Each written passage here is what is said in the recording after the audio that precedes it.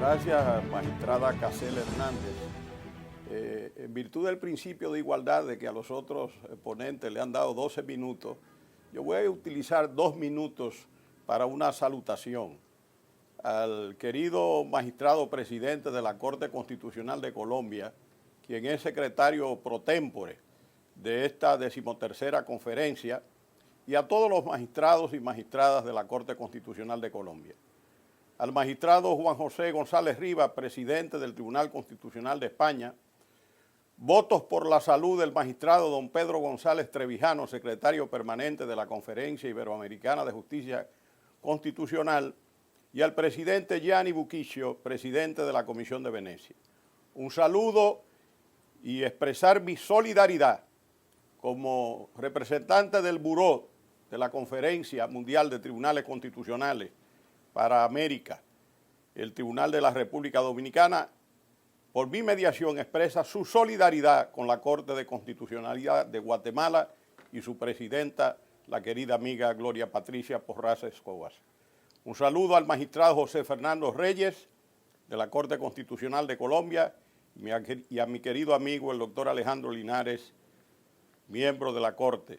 Un saludo a todos los magistrados hermanos y a los miles de ciudadanos que nos siguen.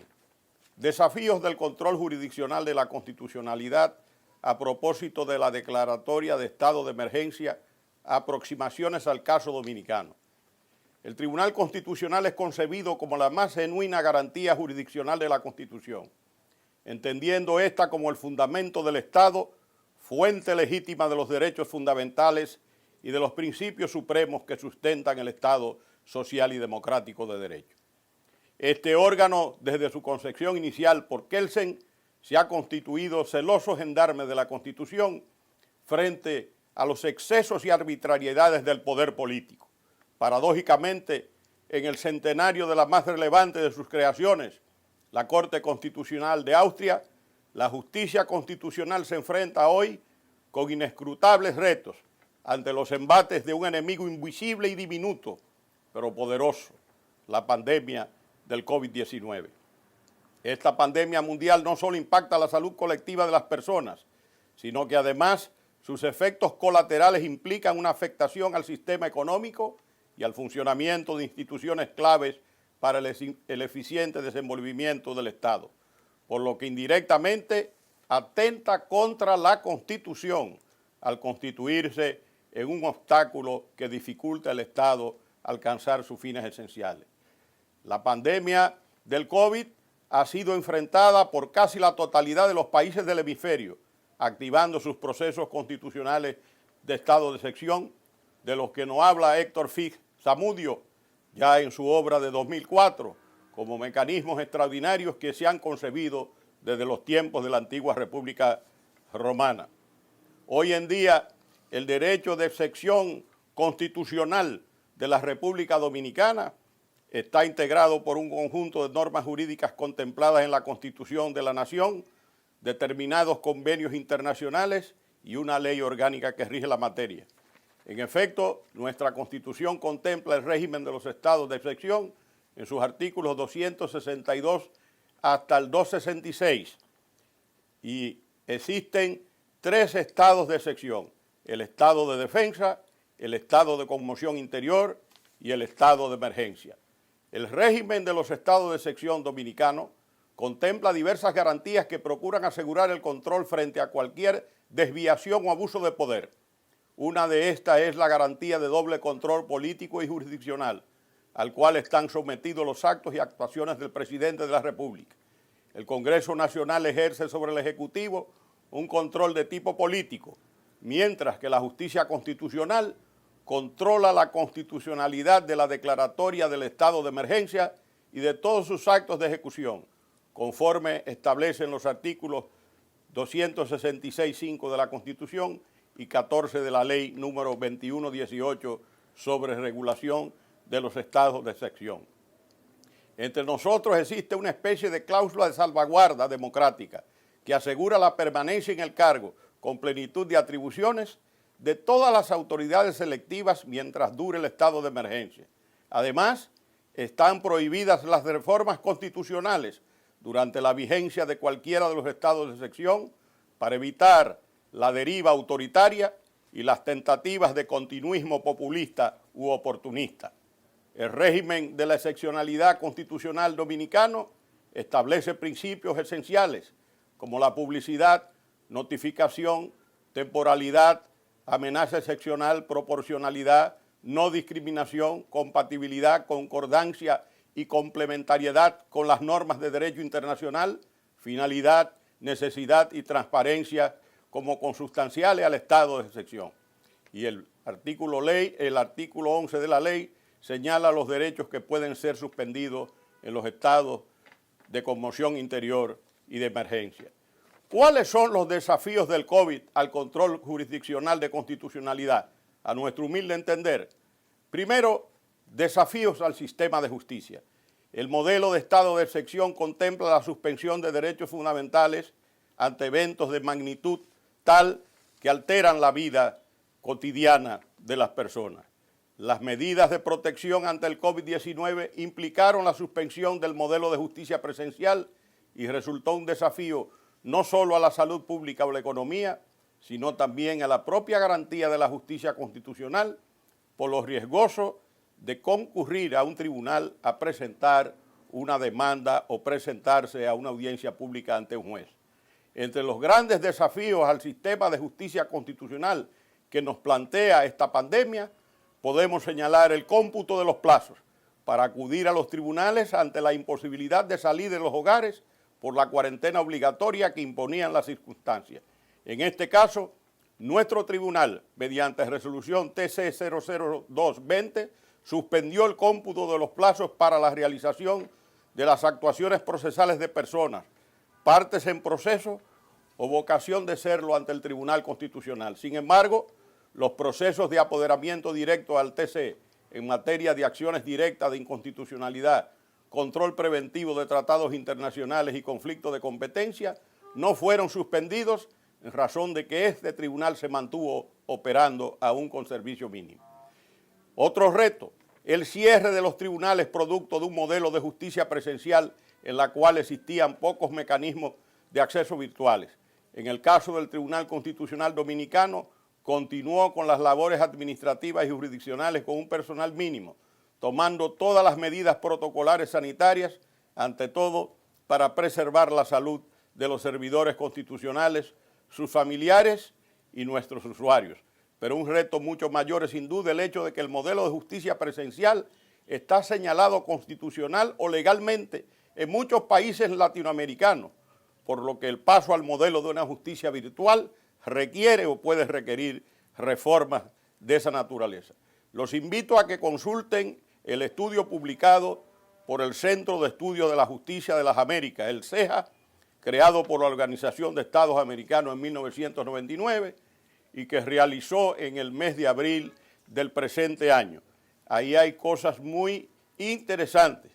Por ejemplo, el hecho de que se suspendieron el 62.5% de las audiencias que estaban fijadas para los meses de suspensión por la pandemia y apenas se pudieron celebrar mediante la modalidad virtual el 12.5% de ellas. Estamos hablando de las Américas. No hay dudas de que otro de los desafíos que presenta la actual situación se refiere al principio de separación de poderes. Otro reto relevante que ha planteado es que los poderes extraordinarios para tomar medidas de emergencia recaen en el Poder Ejecutivo, pero este poder no puede extralimitarse, no puede imponer un modelo de justicia virtual, ya que supondría invadir las atribuciones del Poder Legislativo o bien las del Poder Judicial en otros casos, y esto conllevaría una violación al principio de la separación de los poderes. Otra de las quejas respecto de la separación de poderes y que en su momento deberá delimitar la justicia constitucional es el argumento de que muchas de las decisiones que asumieron los poderes judiciales de la región mediante resoluciones administrativas, transformando temporalmente el modelo de justicia presencial por un modelo virtual o remoto, invadían las atribuciones del legislativo de ejercer su poder de configuración de los procesos judiciales y hacer los ajustes del lugar mediante la ley. desafíos relacionados con el sistema electoral y la participación política. Las medidas de seguridad sanitaria que implicó la pandemia del COVID produjo en República Dominicana el aplazamiento de las elecciones presidenciales y legislativas programadas para mayo de este año, las cuales finalmente fueron celebradas exitosamente el 5 de julio del 2020. Este fenómeno de aplazamiento de elecciones también se produjo en otros países en la región y fuera de ella.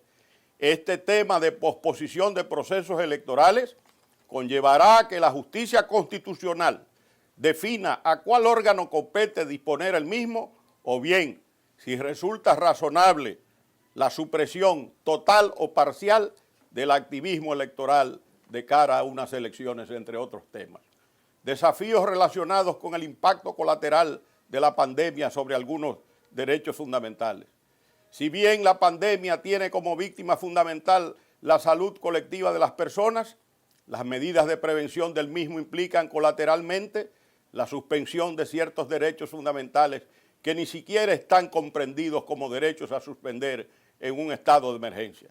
A manera de ejemplo, tal es el caso del derecho a la educación, al trabajo o a la libertad de empresa. Si observamos el artículo 266.6 de la Constitución Dominicana, estos derechos no están señalados entre los derechos que pueden ser suspendidos durante un estado de emergencia, pero la implementación de las medidas preventivas conllevó a una afectación de los mismos. La educación escolar plantea interrogantes por el riesgo de aglomerar a los escolares en aulas, lo que potencialmente podría degenerar en focos de contagio como en Israel o en los Estados Unidos. El teletrabajo es una opción favorable para evitar la suspensión masiva de trabajadores que atentan contra el derecho fundamental al trabajo, el mismo que debe ser regido legislativamente o por la negociación colectiva. No deja de tener sus inconvenientes por la impericia de muchos trabajadores en el manejo de los aparatos tecnológicos, la carencia de la empresa de una plataforma digital que asegure la realización ininterrumpida del trabajo, la naturaleza del trabajo a realizar, que en muchos casos es presencial, como en el sector de la construcción, o servicios comerciales como peluquerías, que requieran de una presencialidad para su realización efectiva. Es preciso destacar también el cierre de empresas como una medida que afecta a la libertad de empresa, compromete su rentabilidad o existencia e incluso las lleva a la quiebra. Piénsese en las empresas dedicadas a los espectáculos culturales, artísticos o deportivos, así como a los centros de esparcimiento nocturno. Las medidas preventivas del COVID han implicado el cierre total no solo de las empresas, sino de ramas de actividad comercial en su totalidad. Si bien estos desafíos ponen en una prueba de fuego a la justicia constitucional, resultan a su vez grandes retos que le colocan en el centro de la problemática y con la gran oportunidad de encontrar soluciones jurídicas que al amparo de las constituciones de nuestros países garanticen la salud colectiva, el desarrollo económico, la gobernabilidad política y el clima democrático que debe caracterizar a la sociedad moderna. Esta vez, la sorpresa mitiga la responsabilidad de los poderes públicos en el manejo de la crisis. Solo morigera, porque la aplicación y eficacia de la política sanitaria es responsabilidad fundamental de los administradores del Estado y de los poderes públicos, no de los ciudadanos, no de los trabajadores, no de los empleadores, sino del Estado. Si bien todos debemos coadyuvar a enfrentar los males de la pandemia, respetando el distanciamiento social, reforzando la higiene personal y usando la mascarilla, es decir, las 3 vacunas existentes en la actualidad. La nueva normalidad que se construirá en el futuro debe tener en cuenta además el impacto que sobre la niñez, la vejez, la mujer y la familia ha tenido la pandemia. Las constituciones deberán contemplar normas orientadoras para las políticas públicas en provecho de todos los sectores vulnerables, particularmente relacionados con metas, prioridades y asignaciones presupuestarias en el sector salud. Ojalá aprendamos la lección y que las terribles consecuencias del presente sirvan para impulsar un mundo más justo y solidario, en que la crisis sanitaria no ahonde las injusticias y las diferencias entre países ricos y países pobres, lesionando las condiciones de vida de millones de seres humanos en el planeta. Muchas gracias.